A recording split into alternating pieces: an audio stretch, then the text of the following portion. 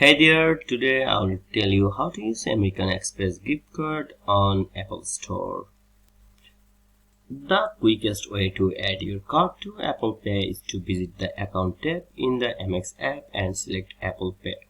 Follow the on-screen instructions with a few taps and your card will be added to your Apple Pay wallet.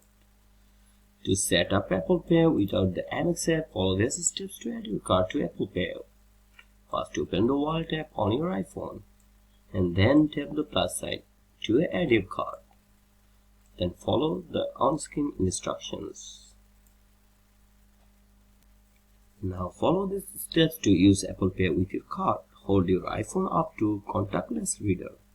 Use Touch ID, Face ID or your passcode to authenticate the payment.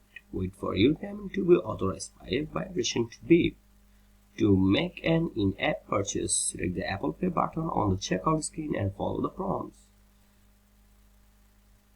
And that's it. That's how you can use American Express gift card in Apple Store.